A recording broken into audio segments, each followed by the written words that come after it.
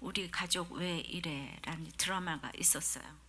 주인공 이제 아버지가 3개월의 시한부를 선고받았는데 아무것도 모르는 자녀들은 그때 이제 일생 두부 팔아서 공부를 시키고 그 다음에 마련한 그 한간 집을 미리 증여해 달라고 막 지분을 주장하면서 그래서 이 주인공 아버지가 너무 속이 상해서 불효 소송을 청구합니다. 20살 이후에 등록금, 생활비 등 의사가 된 큰아들에게는 2억 2천만 원을 요구했고 대기업 비서실장이 된 딸에게는 1억 8천 정도를 했고 사고뭉치 막내 아들에게는 1억 3천 정도를 요구한 내용입니다. 그걸 보면서 아버지에게 이 집 한 간이라도 있으면은 돌아가시고 나서 원수가 안 되는 집이 없다고 합니다. 큰아들의 장모는 오직 자네 편은 처가밖에 없다고 부추깁니다. 우리의 마지막에 이렇게 부모에게 서로 돈 내놓으라고 하는 아비 교환의 집이 안 되리라고 누가 보장을 하겠습니까? 드라마는 주인공 아버지를 이 시대의 아버지상으로 휴머니즘을 강조했습니다. 그런 아이들을 위해서 평생 살았지만은 더 중요한 것을 놓쳤기에 죽음을 앞에 놓고도 집집마다 우리 가족 왜 이래가 주제가 되는 것을 보게 됩니다. 사랑하는 자녀에게 남겨야 할 최고의 유언은 네 하나님을 사랑하라 일 것입니다. 그래서 제가 유아 세례를 놓고 유아 세례할 때 늘 기도합니다. 자녀들에게 하나님을 먼저 예배하고 사랑하도록 부부가 서로 사랑하라고 부탁을 드리는 기도를 정말 빠지지 않고 빼지 않고 했습니다. 왜 하나님을 사랑하라가 최고의 유언일까요? 다윗의 전생애를 통해 자신의 힘으로 아무것도 할 수 없는 상황이 올 때마다 전능하신 삼위 하나님의 역사로 도우심을 받았습니다. 그 하나님이 너희도 도우실 것이기에 이 삼위 하나님의 역사를 믿고 사랑하라고 그 마지막 말로 남기고 있습니다.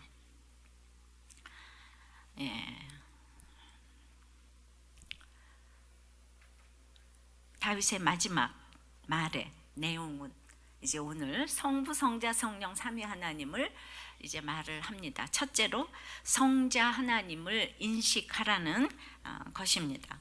오늘 본문에서 다윗이 예수님의 직계조상이기에 성자 하나님의 사역을 그 위주로 삼위 하나님을 말하고 있습니다.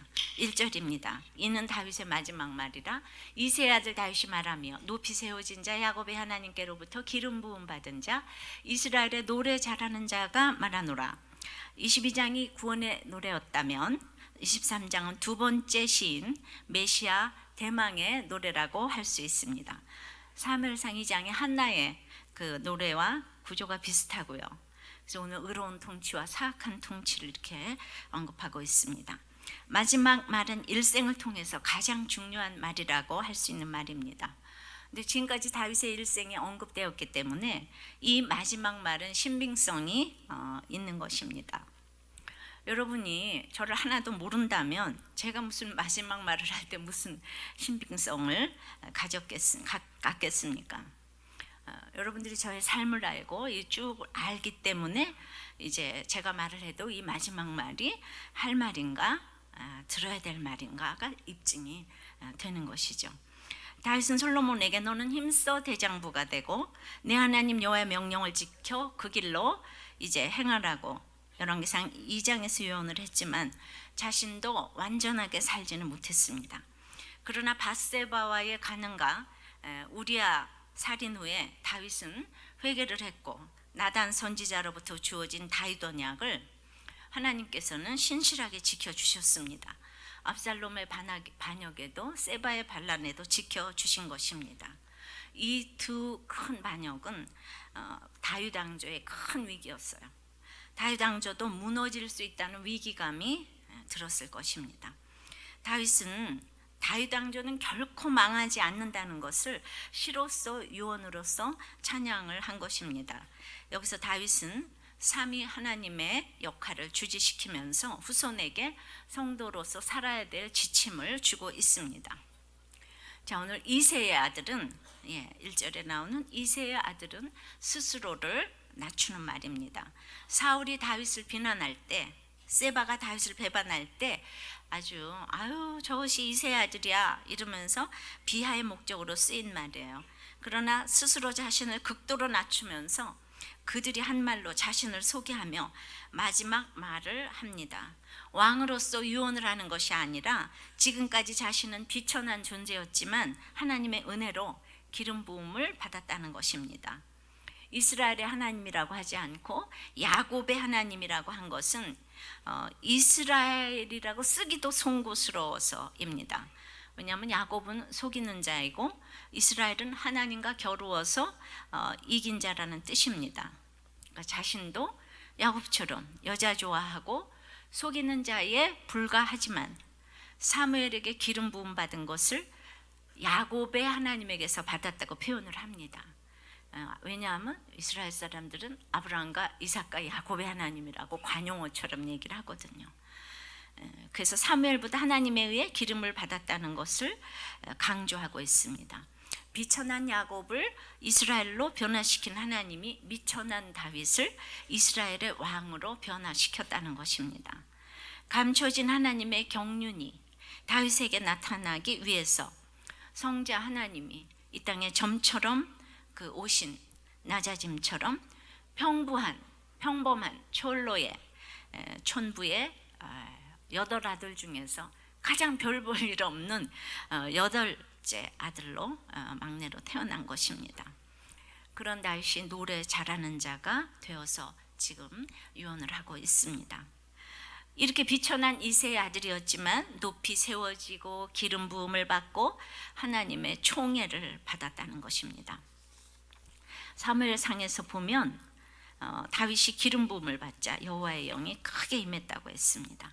그날에 이 땅에 관계와 질서 속으로 오신 그리스도의 메시아적 정체성이 확립이 되었습니다. 우리는 감추어진 성부 하나님의 경륜을 알지 못하기 때문에 눈만 뜨면 보이는 세계를 보고 절망을 합니다. 1000억 개 곱하기 1000억 개의 별을 보고 그 찬란한 은하계 예를 보고 점 하나에 불과한 창백하고 푸르스름한 점 하나에 불과한 그런 지구 같은 나를 보면 세상에서 저절로 이제 주눅이 드는 것입니다. 이 숨겨진 하나님의 뜻이 세상과 역사 속에 나타나실 때는 시간과 공간 속에서 혹은 관계와 질서 속에서 같은 하나님의 뜻으로 성자 하나님이 디자인하시면서 나타내십니다. 성부 하나님은 우리와 공감하기 위하여 빌립보서 2장 5절부터 쭉 나오는 말씀처럼 그는 근본 하나님의 본체시나 하나님과 동등됨을 취할 것으로 여기지 아니하시고 이제 우리와 같은 모습으로 이 땅에 오셨습니다. 높고 높은 하나님이 낮고 천한 인간을 공감해서 오신 게 성자 예수님의 메시아적 정체성인 거예요. 그러니까 남편이 이해되지 않고 자녀가 이해되지 않을 때 우리는 정말 이 점처럼 오신 예수님을 떠올려 봐야 돼요. 예수님만큼 하라는 것이 아니라 단지 그들의 입장이 되어보라는 것입니다. 이 공감이란 책을 쓴 김현옥 교수는 공감을 한다는 것은 내 말이 옳다 그렇게 편을 드는 것이 아니라고 했어요. 그러니까 말하는 사람의 입장을 충분히 공감을 해야 된다는 거죠. 침묵을 해도 진실되게 힘들었겠다, 화났겠다, 너무 어려웠겠다, 그냥 이렇게 상대방의 마음을 이해하는 것이라는 거죠. 그러나 개인이 처한 상황이 환경에 따라서 다 입장이 다르기 때문에 철저하게 상대방 입장에 서는 게 어려워요. 부모가 자녀 입장에 못 씁니다. 자녀가 부모 입장에 못 섭니다.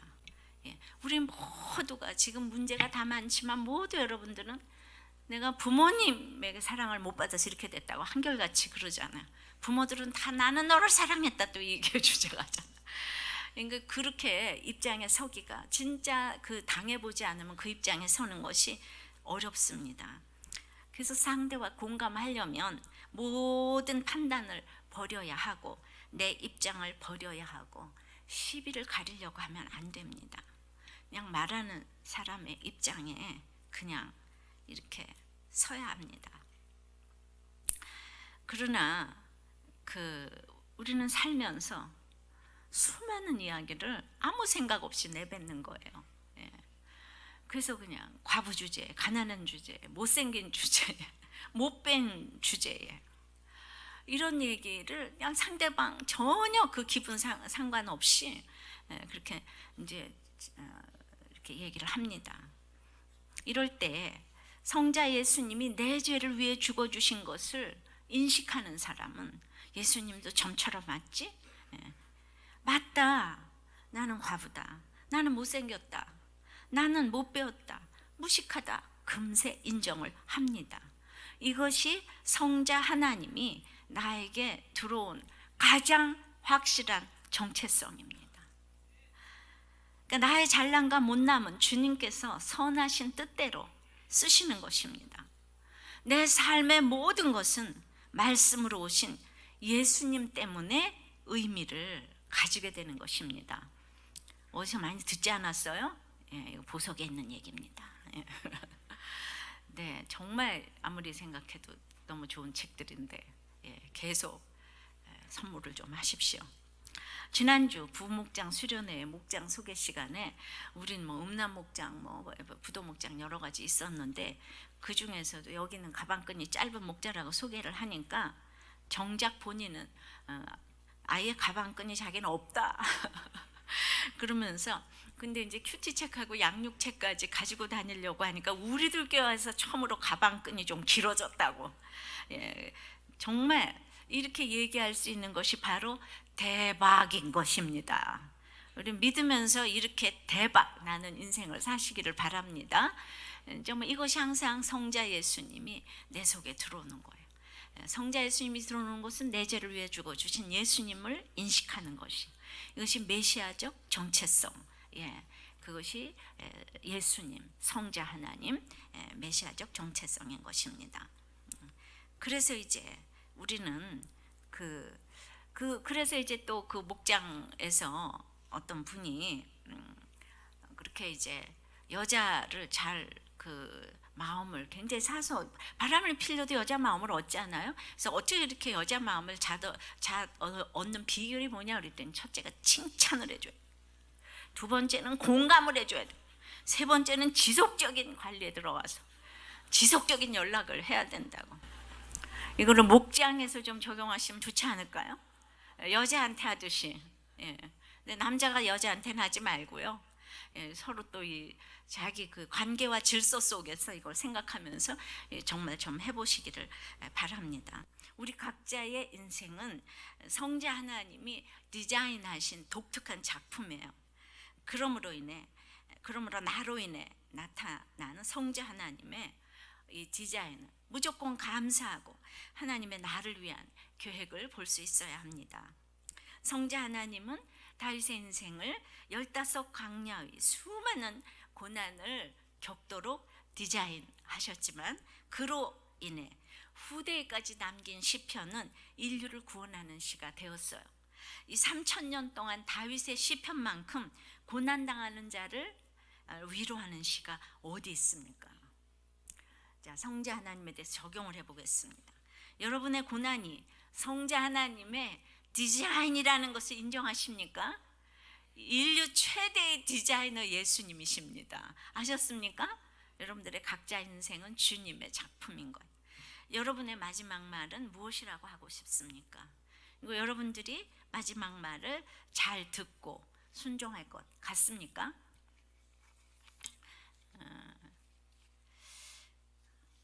이제 두 번째는 성령 하나님이 말씀과 통치로 도와주십니다. 그래서 첫 번째 성령 하나님이 지금 말씀으로 도와주신다고 그랬어요. 2절입니다.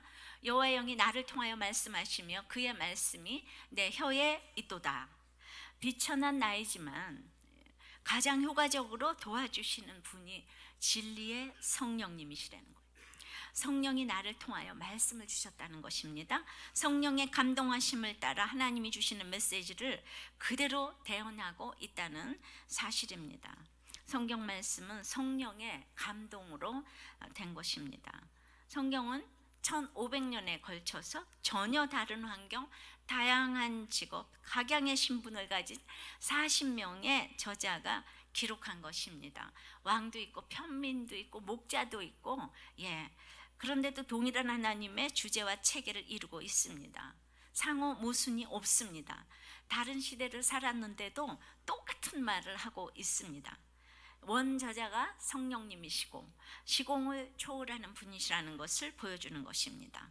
성령 하나님은 언약을 통해 스스로를 연약한 인간의 수준만큼 낮추시는 거예요. 그러니까 하나님의 법대로 하면 살아날 인간이 없기 때문에 우리를 위해서 정말 우리가 태어난 아기들 보고 미북은 적분 풀라 그러지 않죠. 초등학교 1학년한테는 1 더하기 1은 2다. 이것만 알면 된다. 성경은 이상하게 믿음의 분량만큼 그게 읽혀지는 거 있죠. 믿음의 분량만큼 인터프리팅이 되는 거예요. 해석이 되는 거예요. 그래서 기기묘묘한 거예요. 몇 년 전에 읽었을 때의 사도행전이랑 또 다르고 사무엘 또 다르고 다른 것들이 길어지고 이렇게 자꾸 이제 깨달아지는. 그래서 연약한 인간의 수준만큼 이렇게 낮추셨어요. 역사는 하나님의 약속을 주시는 것으로부터 시작하는 것입니다. 인간이 약속에 순종하면 영원한 생명을 얻고 불순종하면 이제 저주에 들어갈 수밖에 없다는 것입니다. 근데 이 약속을 진리의 성령님이 알려주십니다. 보혜사 성령님이 효과적으로 알려주십니다. 장래일을 알려주십니다. 내가 예수 믿었다고 이 세상에 착해집니까? 내가 예수 믿었어도 이 세상에 속고 속이는 자들은 여전히 똑같이 악한 자들로 있습니다. 그래서 모든 것이 예수를 믿었어도 불확실할 수밖에 없어요. 디모데후서 3장 14절에 그러나 너는 배우고 확신한 일에 거하라 그랬어요. 거할 것이 있대요. 그래서 이렇게 배우고 확신한 일에 거하니까 큐티 모임이나 오랫동안 제가 보니까 우리들 교회는 확실히 속이는 일이 드문 것 같아요. 정말 생각을 해보니까 이렇게 진리의 성령님이 우리를 가르쳐 가시기 때문에 세상 모임이라면 10년 넘게 모였다면 문제가 많았을 것이에요. 돈 사고도 나고 애정 사고도 나고 뭐가 많이 날 건데 참 진짜 생각해 보니까 진짜 문제 없는 정말 비교 문제가 뭐 없을 수는 없겠지만 비교적 문제가 없었다고 생각해요. 성령이 스승이 되어서 가르쳐 주시지만 우리가 끊임없이 이제 배우고자 했기 때문이라고 생각해요. 디모데후서 3장 16절은 모든 성경은 하나님의 감동으로 된 것으로 교훈과 책망과 바르게 함과 의로 교육하기에 유익하니 이는 하나님의 사람으로 온전케 하며 모든 선한 일을 행할 능력을 갖추게 하려 함이라. 이렇게 보니까 오늘 성경에요. 그 기능이 뭔가 하면은 여기서 우리를 위로한다는 얘기가 하나도 없어요. 16절에 다시 보면은 교훈 찾고 책망 찾고 바르게 함, 적용함, 의로 교육하는 이 4가지 책망의 역할이 나오는 것이에요. 목적은 하나님의 사람으로 온전케 하는 것이랍니다. 그러니까 이 기가 막힌 성경을 어려서부터 알고 읽었는데도 문제가 하나님의 감동이 없이는 이해가 안 된다는 것이죠. 이해가 안 되니까 성경을 읽었는데도 바라보는 것이 세상 스펙과 명예와 재물입니다. 교훈과 책망과 바르게 함과 의로 교육을 잘 받기가 쉽겠어요? 어렵겠어요? 교회와도 우리는 잘 된다는 소리하고 위로받고만 싶어요. 위로가 필요하다고 나에게. 근데 성경에는 위로자가 없네요. 교훈과 책망과 바르게 함과 의로 교육함을 잘 받으면은 온전케 돼서 능력이 생긴대요. 그러면 진짜 위로를 받는 거예요.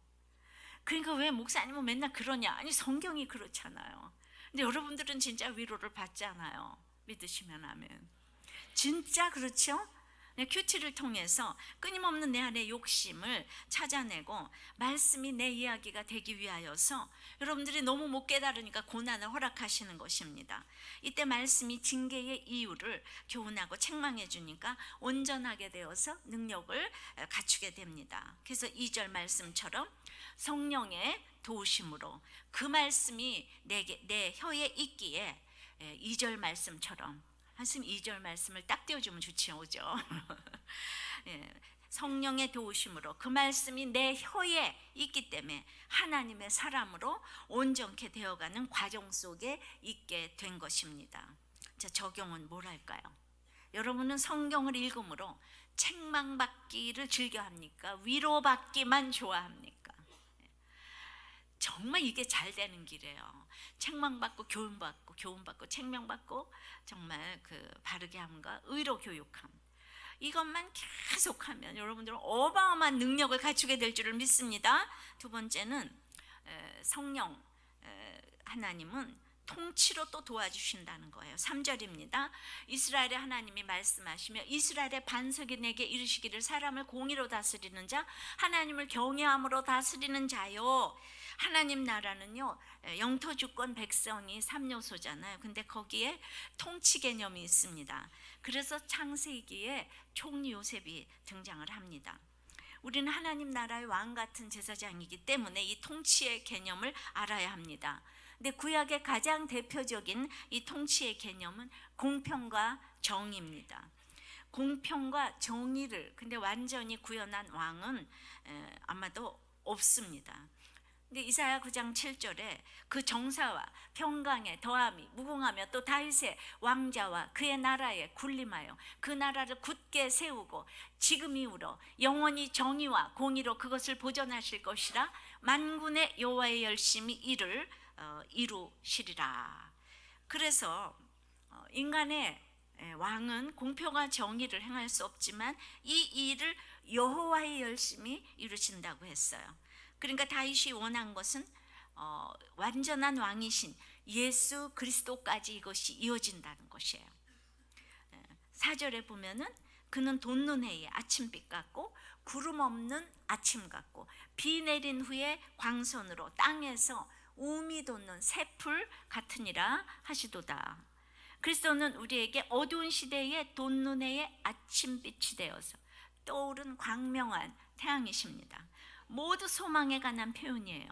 그러나 다윗은 영원한 행복을 가져다 주지는 못했어요. 다윗은 압살롬의 반역도 겪었고 세바의 반란, 그리고 이렇게 시를 쓰고도 이제 또 다음에 말년에 인구조사를 또 해서 큰 고통을 당해야 했어요. 공의와 정사로 다스리고 싶었지만 다윗은 그렇게 하지 못했기 때문에 영원한 왕이신 그 예수님을 대망한 것입니다. 내가 할 수 없는 것을 인정한 것이에요. 그리스도는 세상을 소망 가운데 완전케 하실 통치자이십니다. 어떤 나라의 지도자도 모두를 만족케 하는 지도자는 없어요. 공평과 정의로 다스리는 지도자가 도래하면 완전한 다스림으로 인해 소망하는 바를 이루지 못할 것이 없습니다. 하나님을 경외하는 자의 길은 새로움으로 가득 차 있습니다. 여러분들 새 집이라고 해도 금세 유행에 뒤집니다. 전도서 1장 9절 10절에는 해 아래는 새 것이 없나니 무엇을 가리켜 이르기를 우리 오래전 세대에도 이미 있었느니라. 그러나 하나님을 경외하는 자들에게 부어주시는 은혜들은 하늘에 신령한 것들이기 때문에 항상 새롭고 아름답습니다.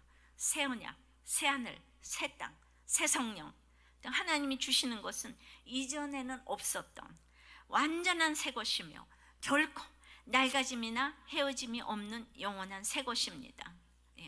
은혜는 항상 새 것입니다. 그래서 은혜를 받고 이렇게 성경 보는 것이 제게 지루했던 적이 없는 것 같아요. 근데 이 땅의 모든 공부는 다 지루했던 것 같아요. 억지로 책임의식을 가지고 했지만은 정말 성경 보는 거는 그거는 싫어 뭐 이런 적이 진짜 없던 것 같아요. 그리고 우리들 교회는 모이기만 하면 지루하지가 않아요. 항상 새롭습니다. 안 그래요? 항상 새로워요. 그죠? 하는 것도 없고 맨날 똑같은 말하고 맨날 똑같이 나눔을 하는데도 맨날 새로워요. 맨날 만나고 싶죠? 아닌 사람은 지금 굉장히 떨고요. 예. 예. 그런 분도 분명히 또 있어요. 인생은 지나보지 않는 길을 가는 것이기 때문에 항상 새로운 은혜가 임하지 않으면 또 실패하게 됩니다. 날마다 새로운 은혜가 임해야 합니다. 그러려면 날마다 하나님의 말씀을 붙잡아야 되고 아침마다 새로운 거예요. 똑같은 말씀인데 아침마다 새롭고 늘 새로우신 주님의 성실과 인자를 경험하는 것이 성령 하나님의 통치를 이 말씀으로 받는 것입니다. 이해되십니까? 예. 그러기 하나님의 공평과 정의는 인간의 힘으로는 불가능한 일이에요. 성령님이 도와주셔야만 가능합니다. 예. 지난주 목보에 이런 걸 읽었어요. 저는 우리들 교회로 인도 안 받지 않았다면 아마도 절대 지금과 같은 삶을 살지 못했을 것입니다. 모태신앙이긴 해도 워낙 좋은 환경에서 어려움 없이 자라서 이제 사자 돌림의 직업까지 갖게 되었습니다. 그러다 보니 어려서부터 나에게 이익이 되는 일이 아니면 할 필요성을 느끼지도 못했고 의사가 되어서도 이러한 습성은 그대로 유지되었습니다.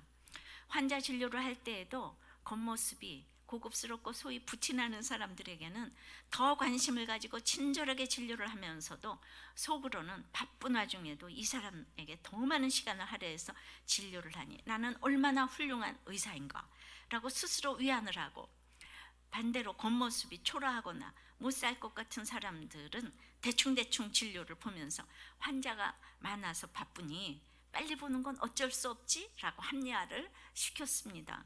근데 환자 진료를 보는데도 공과 사를 구별하지 못하고 내 마음에 내키는 대로 사적인 감정을 개입시켜 진료를 보았습니다. 더 심각한 것은 그런 일이 잘못된 것이라고 느끼지도 못하고 그럴 수도 있지 라는 생각을 했다는 것입니다. 마치 내 죄를 보기 전에는 내가 죄인임을 절대 깨닫지 못하는 것처럼 말입니다. 이 공평과 정의의 하나님은 저를 불쌍히 여겨서 우리들께로 인도하시고 자녀로 인한 진노를 경험하게 하시며 말씀과 양육, 공동체를 통해 훈련시켰습니다.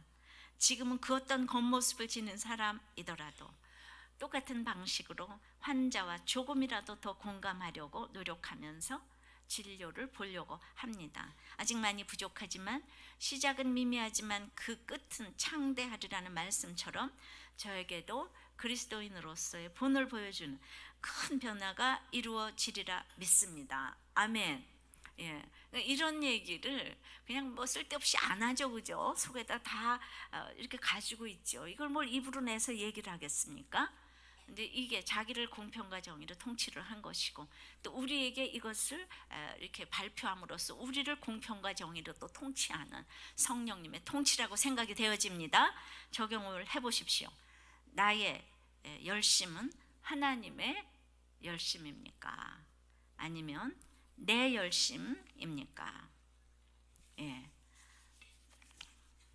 또 여러분은 인생이 항상 새롭습니까? 지루합니까?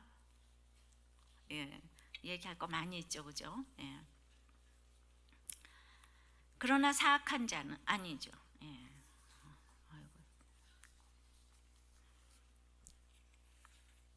세 번째는 성부 그 하나님의 영원한 언약을 기억해야 된다는 것입니다. 5절입니다. 내 집이 하나님 앞에 이같지 아니하냐? 하나님이 나와 더불어 영원한 언약을 세우사 만사에 구비하고 견고하게 하셨으니 나의 모든 구원과 나의 모든 소원을 어찌 이루지 아니하시랴. 나의 모든 구원은 영원한 다윗 언약과 관계됩니다. 하나님은 어떤 일이 있어도 다윗을 버리지 않고 그와 동행하심으로 그의 지방과 나라를 든든히 하실 것을 분명히 약속하셨습니다.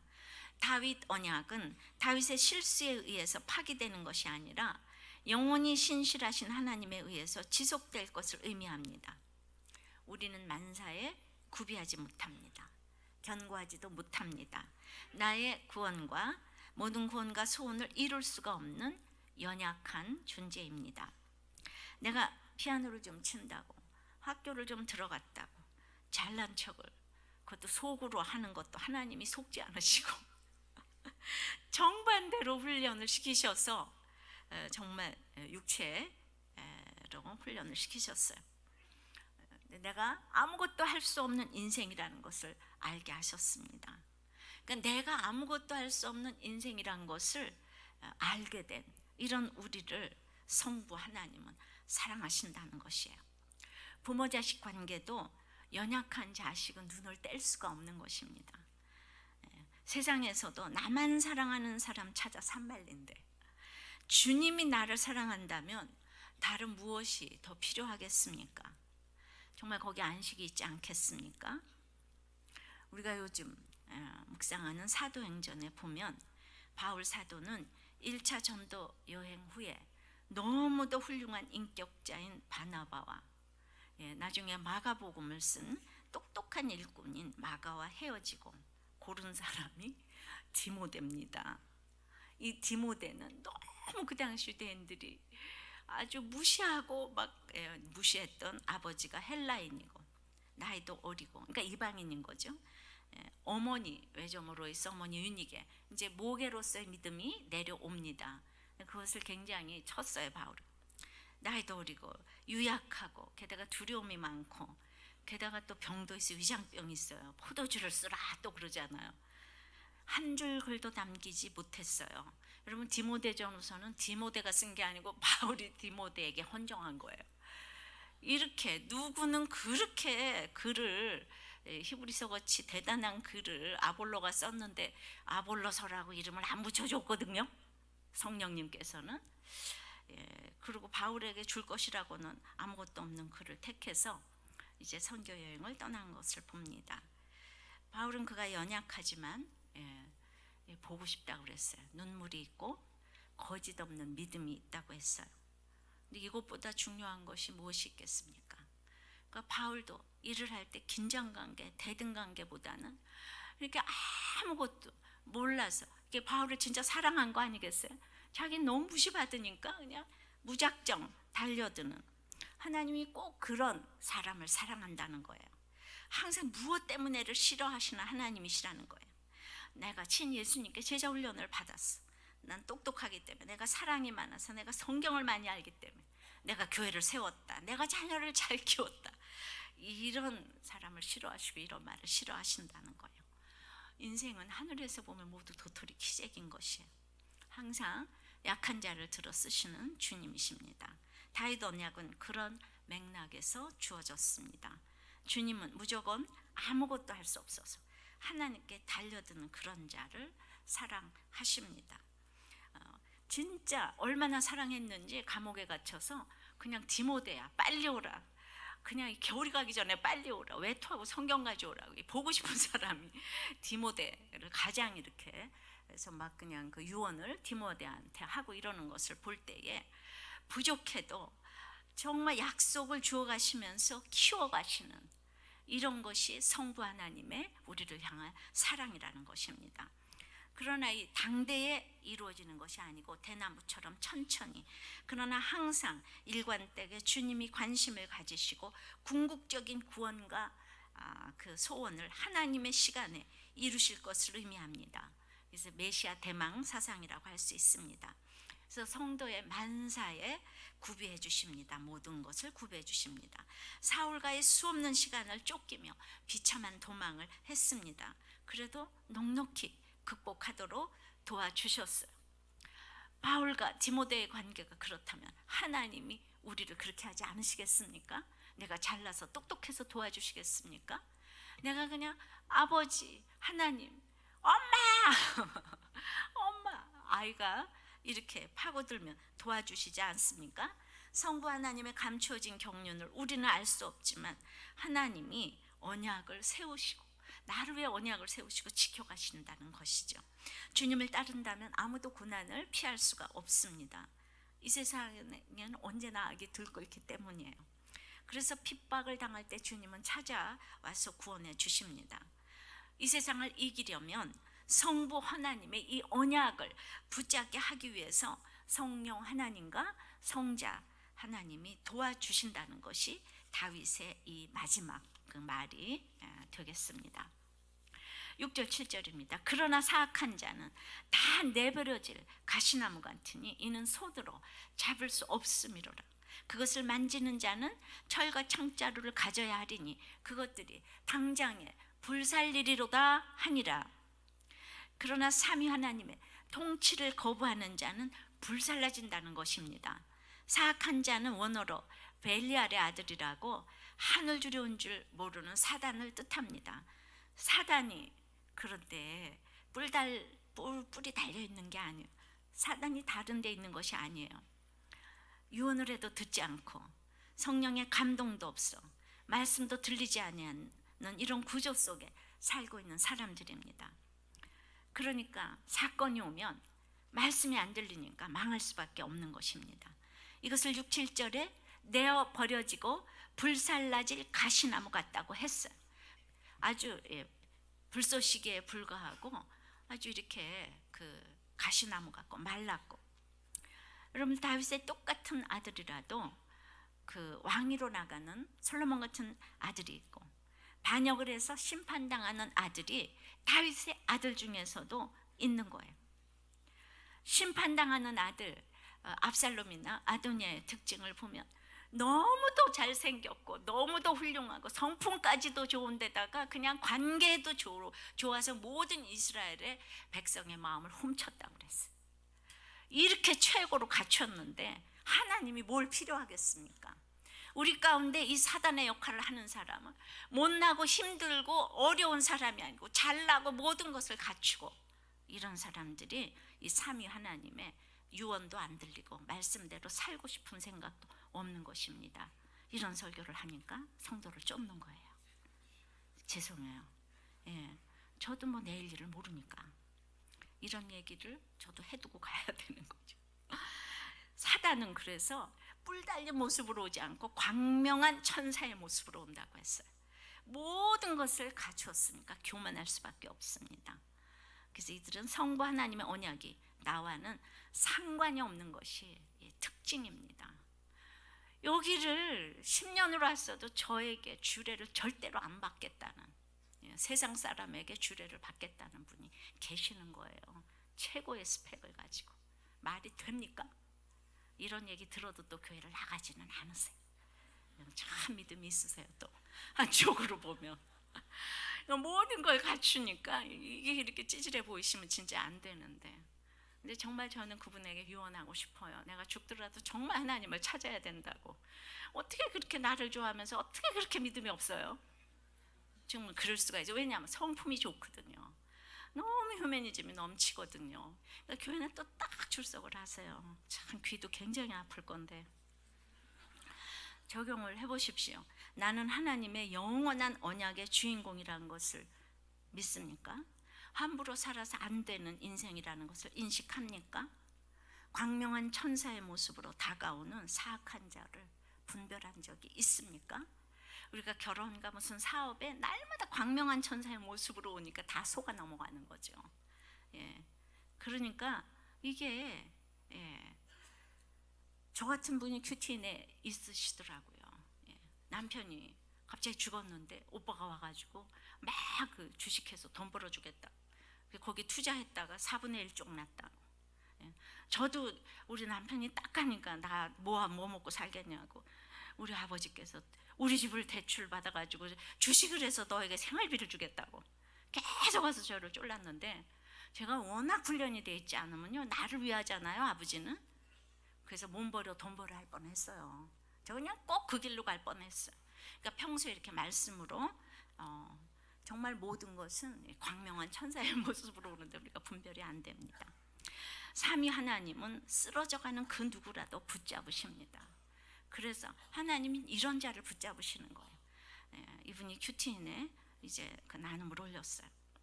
저는 서울대를 졸업했고 기자 출신입니다. 아울러 3년 전까지 알코올 중독자이기도 했습니다.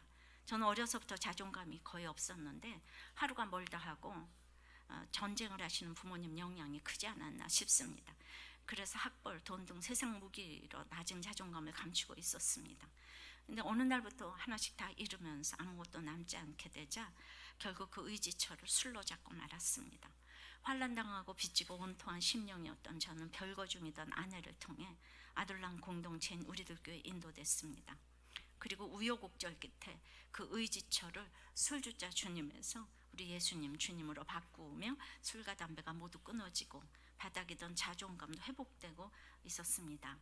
그래서인지 그렇게 가오를 중요시하던 제가 공무원 시험 준비를 하면서 7급이든 9급이든 합격만 하면 다니겠다는 사람으로 바뀌어가고 있습니다.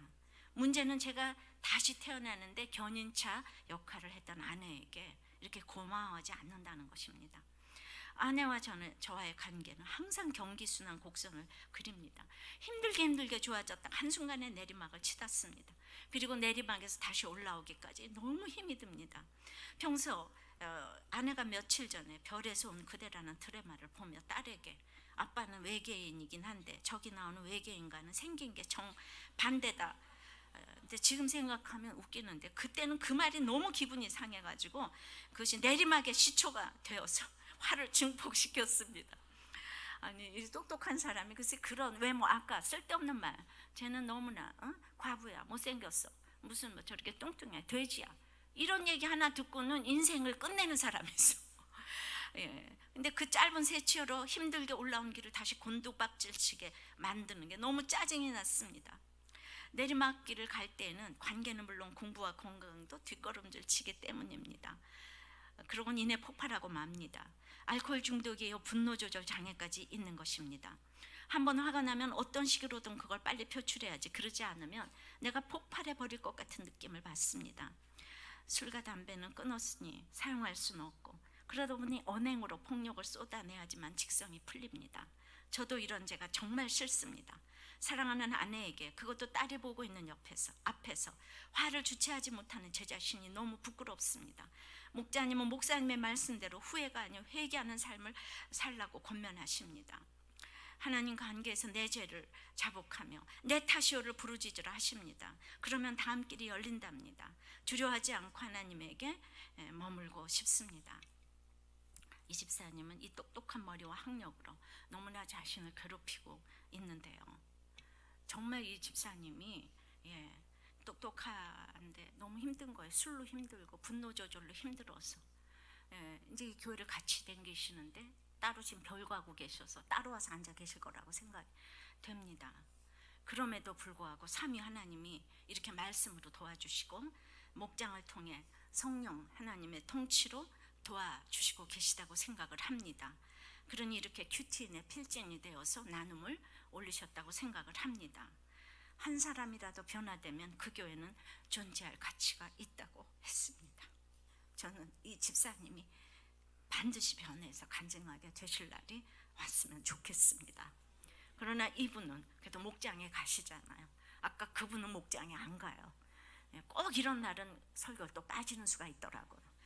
꼭 들었으면 좋겠는데 정말 이것이 저의 유언이 되어서 그 집사님이 나왔으면 좋겠는데 이 집사님은 술을 먹고 그래도 애통하고 공고하니까 화를 내도 교회 와서 내고 목장에서 내고 쓰고 소망이 있다고 생각이 됩니다. 우리는 이 세상에 살면서 중요한 것이 많이 있습니다. 스펙이나 재물이나 건강도 중요합니다. 그러나 천국에 가면 가장 중요한 것은 무엇이겠습니까? 이 삼위 하나님의 결론이 무엇이겠습니까? 얼마나 이 성부, 성자, 성령의 하나님을 알아서 얼마나 이 땅에서 사랑했는가 이것을 카운트하실 것입니다. 손양원 목사님의 그 나병 환자들을 위한 그 애양원을 위한 기도문 중 그 일부입니다. 오 주여 내가 이들을 사랑한다오나 인간의 사랑이 되지 않게 하여 주소서. 사람을 위하여 사랑하는 사람이 되지 않게 하여 주시고 주를 위하여 사랑하게 하여 주시옵소서. 주보다는 애양원을 그러나 더 사랑치 않게 하여 주소서.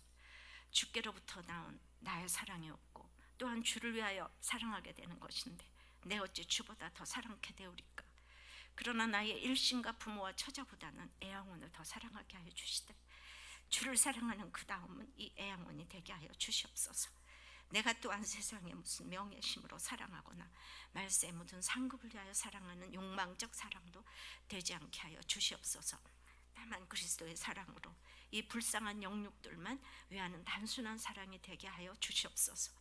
오 주여, 나의 남은 생이 몇 해일는지 알 수 없으나 이 몸과 마음을 주께 맡긴 그대로 이 애양원으로 인하여 중심으로 사랑케 하여 주시옵소서.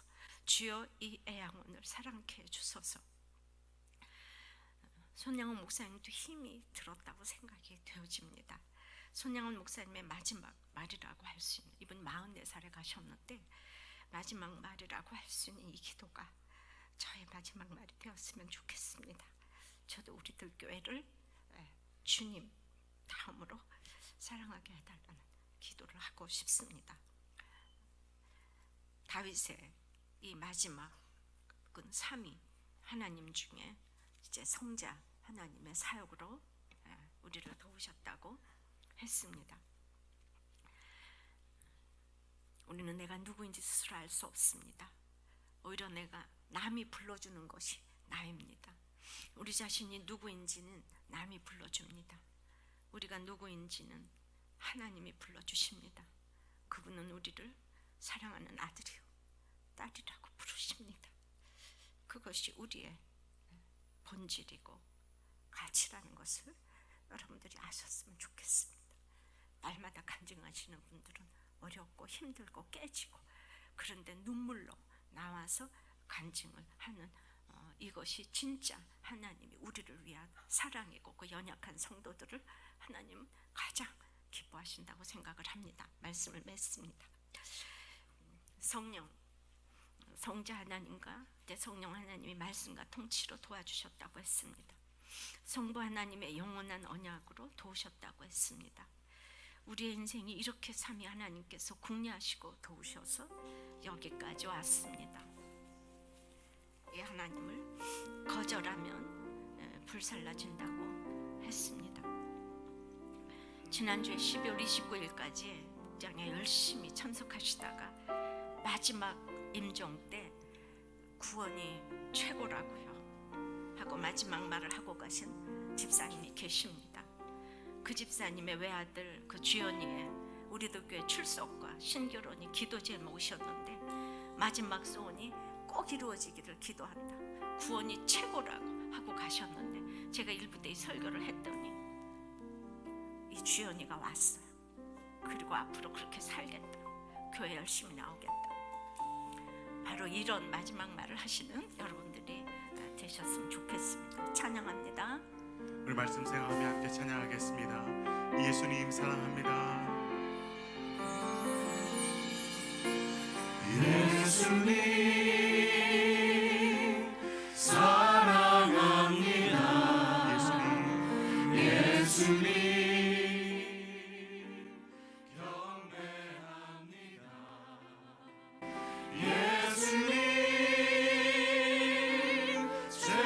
채워주소서.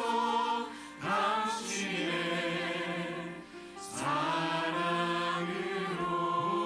성령님